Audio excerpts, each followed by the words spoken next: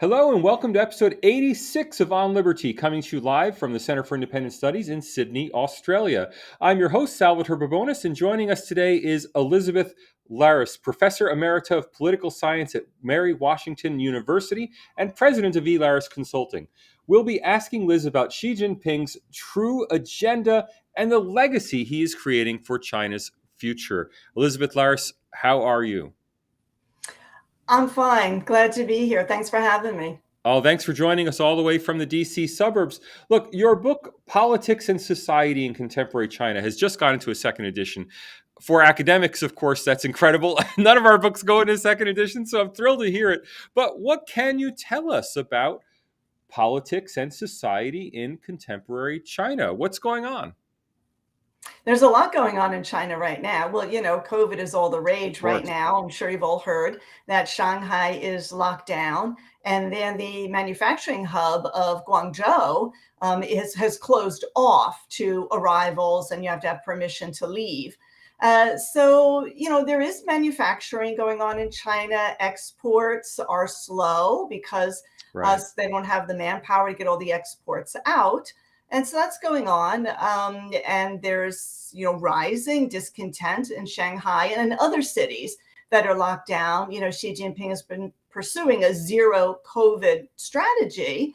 And they're like using Shanghai for an example. I think on Sunday, they reported like 26,000 new cases, but they're either asymptomatic or, yeah, most of them are asymptomatic. So it's a very we would find it to be a very draconian way of dealing with things. And yet Xi Jinping, then he can still say, we protected the lives of the Chinese people. And that was the most important thing. Well, yet I suspect there's some people inside the DC Beltway who do have China lockdown envy. Isn't there some some feeling in some parts of the US that China is doing the right thing with this? Well, sure, we have grappled with that. As a matter of fact, the mayor of Philadelphia just reimposed a mask mandate. Now, that's not the same as, complete shutdown. In Shanghai, you can't even leave your apartment. And people are running low on food stocks. They're down to the cup of noodles. Now, apparently, there's not a food shortage. There's food available. It's the delivery, right? And Right. so how can you get food delivered? And people are trying to get onto these apps, and the apps are crashing because so many people are trying to get on them and then trying to get delivered, to the apartment, then, to Right. their door. And so that's very, very difficult. But as you know, because of the control of the media and social media in particular, it's very difficult for people to, express their views, Right. their angst. And, a lot of people in China, they go along, they're going along, and they're going to go along with this until it's over. Well, and it's very difficult not to go along. So many of our viewers, who are mostly non-Chinese, won't be aware that in China the COVID app has a traffic light system, red, yellow, green, and if your phone just turns yellow on you, you're not going anywhere. If your phone turns red, you're not leaving your apartment. I mean, so how extensive, how all-encompassing is that system of control? Well, in the cities, it is very efficient. And, the Communist Party believes that it leads the people and it is responsible for the people, and it wants to maintain social control. Now, the Communist Party has an allergy to chaos, as most governments do. And so it is paramount that they maintain control and not let the COVID situation get out of control and not let a social situation get out of control. Right. So, to what extent? I can imagine being a totalitarian regime like China's Communist Party, that it's very useful for them to have this new tool of social control. And to what extent is this COVID control, and to what extent is it actually simply control? And even when coronavirus eventually is gone, will there still be an app on your phone telling you when you can leave your neighborhood, when you can leave your house, red, yellow, green? There may be. We really don't know. My experience in my research and having been to China since it started the social credit system. China started the social credit system as a pilot program, and then it went national in early either 2020 or 21. And a lot of people actually like it. And now there's 1.4 billion Chinese people, so it's hard to say who likes and doesn't like what. But a lot of people said there is merit to it because there's a lot of corruption in China. There's a lot of cutting edges, cutting corners. A lot of people are trying to get away with not paying debt. If they can game the system, they do. And a lot of Chinese say, see, now that's really unfair. And so it used to be like the Communist Party members would get away with a lot of stuff. And then Xi Jinping came in and he, cracked down on corruption. But the Chinese people, they do recognize that corruption starts at the very lowest levels. And so the social credit system helps keep that. They see it as more fair. I think that's a better way of putting it, that they actually see it's fair, that everyone's going to get nabbed by this, not just the big wigs getting away with what they can and the people who can game the system can get away with what they can. It brings a sense of fairness to the system. Yeah. And yes, public opinion under tyranny is something that's very difficult to gauge, and I think we often assume that everybody must be unhappy, but that may not actually be the case.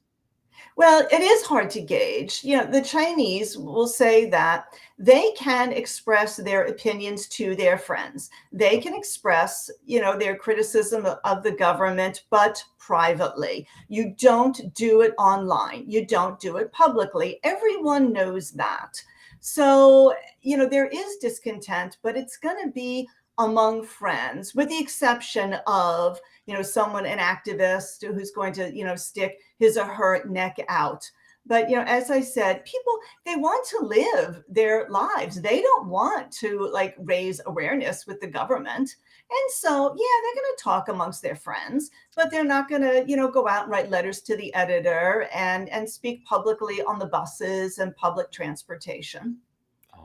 Now, we are a live show, and we run the show live so that we can take questions from the audience and interact with the audience. I have a question already from Christopher. Christopher asks, before we get off the topic of COVID, Christopher asks, can the CCP admit error on COVID control without undermining its sense of infallibility? Good question. I don't know what error it would admit. From the United States, a Western point of view, we say China should have acknowledged earlier that it was transmissible, from human to human transmission, that there was this SARS-2 virus going around. But no, I don't think that China and Xi Jinping really has any notion. Well, I mean, can it ever admit that zero COVID is Zero not going COVID. to work? Right now, it doesn't know that it's not going to work. Okay, right now, the party line is that China has still a lot of elderly people that have not been completely vaccinated. All right, and China knows that its domestic COVID vaccines only have about a 50% effective rate. And also, China just doesn't have the number of hospital beds and the number of doctors, per percent of a population that we do in the West and the United States. Though they are not going to take a risk in finding out that, okay, we drop this zero COVID measure, and then they see a lot of old people getting sick and it spreads. And there is also a problem with, they've been closed up now for 2 years, that the moment they open up, people are going to be vulnerable because they have no natural what is it? Invulnerability. I'm sorry. I'm Natural listening immunity to immunity. Thank you. No natural immunity to this. Whereas people in the United States and the West and the third world, believe it or not, in less developed countries, some studies are finding that their immunity is higher, or at least as high as people have been vaccinated because they've been exposed to it. In China, they haven't. So the minute they're exposed, it could be a problem. That's what the party's arguing. Yeah. Let's leave coronavirus in the rearview mirror. Hopefully, not just metaphorically, but also literally. And let me ask you about Xi Jinping. In 2018, Xi Jinping changed the Chinese constitution in order to allow him to run for a third term as president. I use "run" in big scare quotes. To accede to a third term as president of the People's Republic. What does it matter that Xi Jinping stays as president when he could have, in any case, just stayed as chairman of the Communist Party? Oh, yeah, very good question. Leaders of China generally wear three hats. One of them is chairman of state. In China, they don't use the term president in Chinese, it's chairman of state. And I think that's a more accurate term because even though he's elected by the legislature, he's elected by like 99% of the legislature, right? So one hat is chairman of state, and that is representative of the state. The second hat is general secretary, or during Mao's days, chairman of party. Okay, and then the third hat is the chief of the Central Military Commission. Right. And that is the party body that controls the military. So historically, China's leaders have worn these three hats. And they get these hats from their predecessors on different, let's say, dates. Okay. And so it would be unusual for Xi Jinping to be chairman or president for life, but not general secretary at the same time. So both of those are extended. So the most important event coming up is the October 2022 20th Party Congress.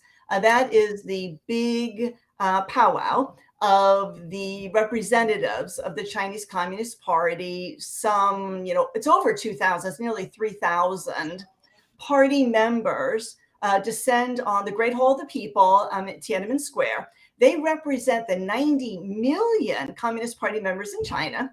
And they they select the next party leadership. They're kind of told who to select. All right. So we know it's going to be Xi Jinping. We know he's going to be general secretary. Okay, big surprise there. But what's more interesting to me actually is who else is going to make up the top echelon of China's leadership?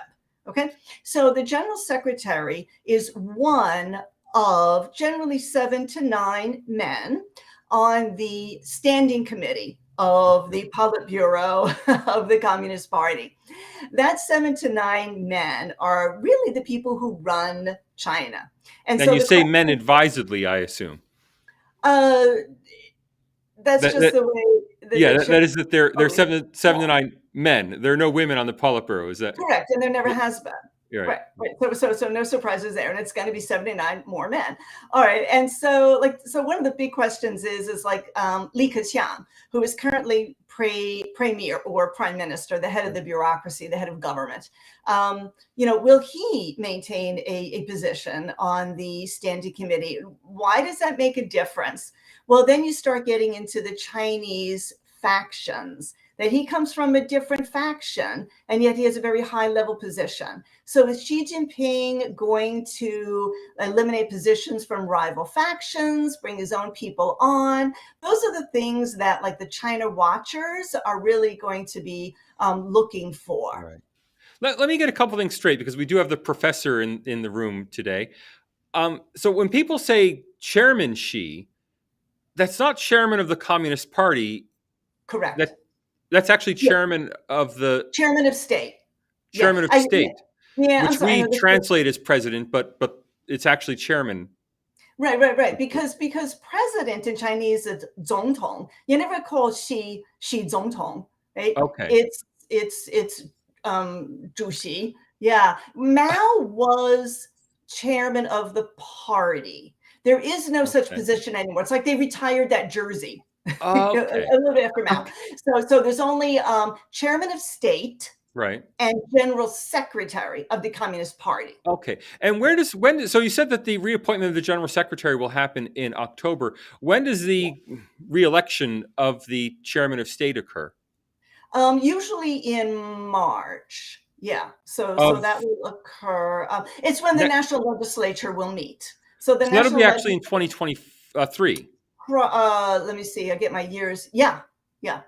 Ah, okay. So when we talk about Xi Jinping, president for life, quote unquote, that hasn't happened yet. That'll be happening next year. Yeah, correct, correct. Yeah, and Ah, also, okay. if I want to mention something about this president for life thing. Okay, so because he was able to get the state constitution amended, he can stay on, and he can stay on for an unprecedented third term.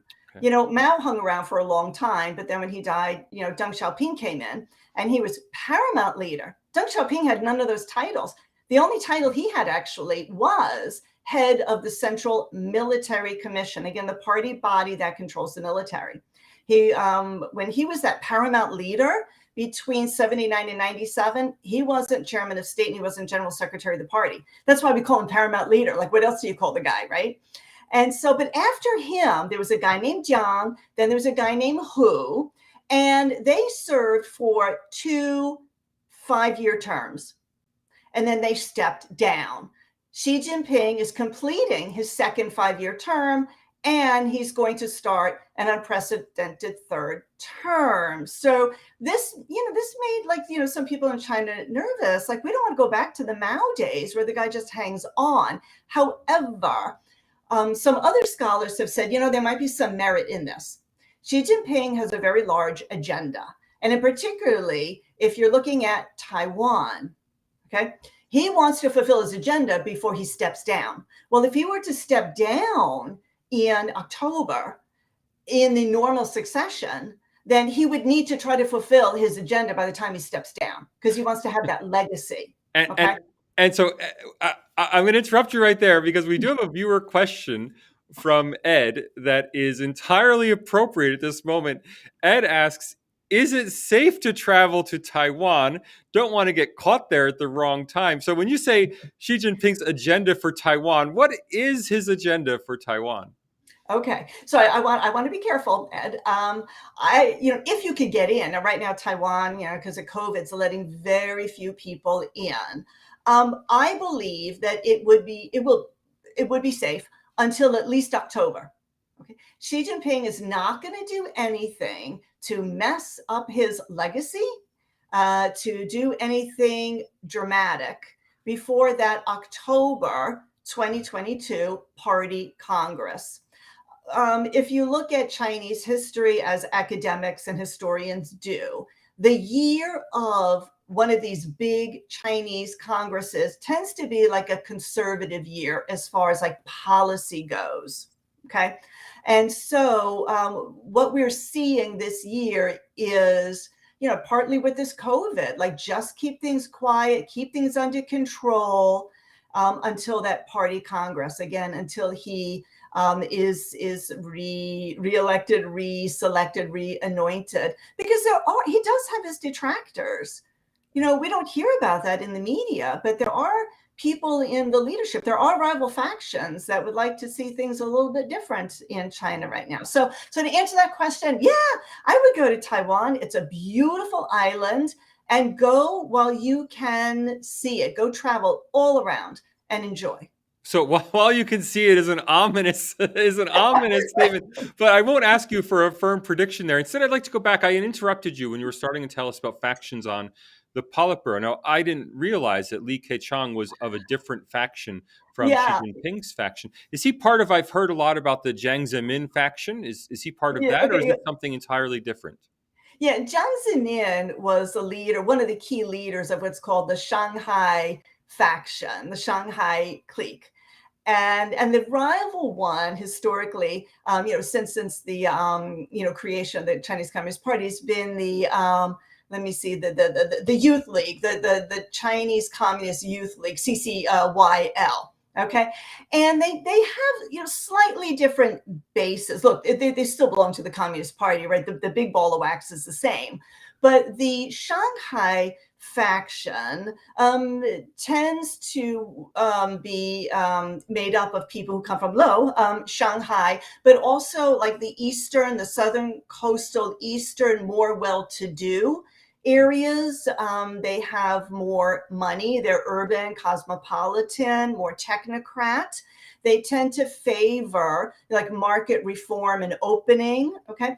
And then the CCYL, the Chinese Communist Youth League faction, and these are gross simplifications, okay, but just for time expediency, the CCYL tends to favor more rural development, social welfare, equality, egalitarianism, that kind of thing. Right. And so there still are a lot of very, very influential people in the Communist Party who belong to Jiang Zemin's, Shanghai faction. Now, Li Keqiang, like I said, belongs to CCYL. And that's one of the reasons why Xi Jinping has really tried to sideline Li Keqiang. But to be like a party leader, you have to be bipartisan sometime, right? You have to have some bipartisanship in some of these key appointments, some of these key seats.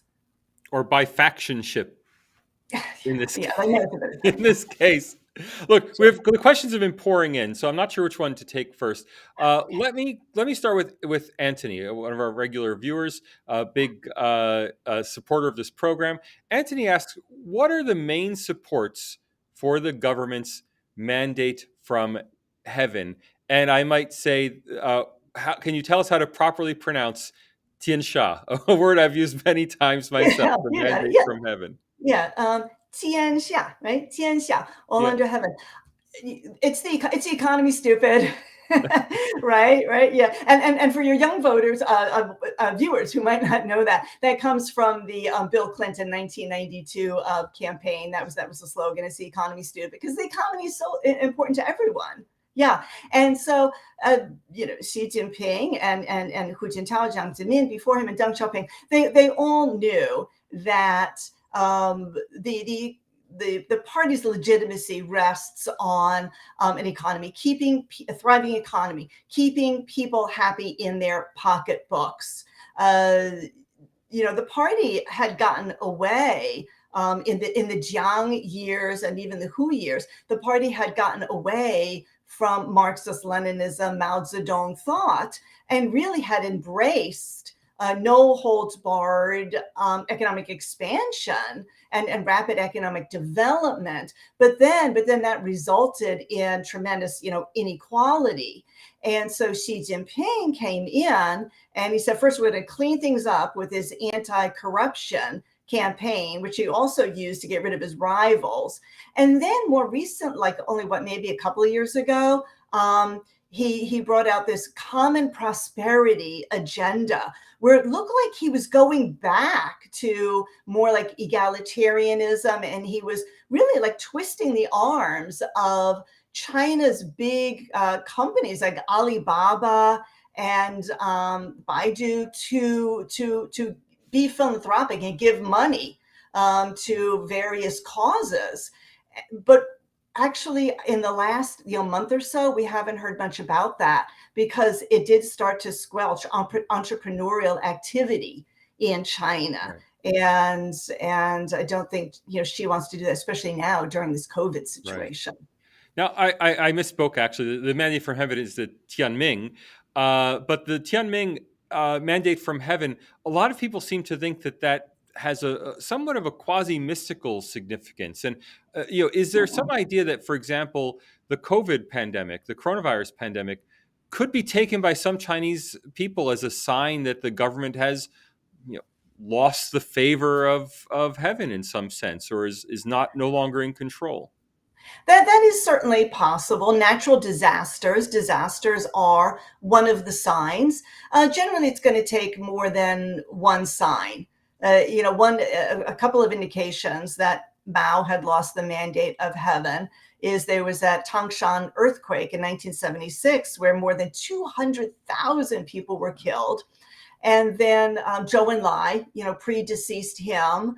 And there's, oh my gosh, there were a couple other things that are escaping my mind right now. So usually it takes more than one thing.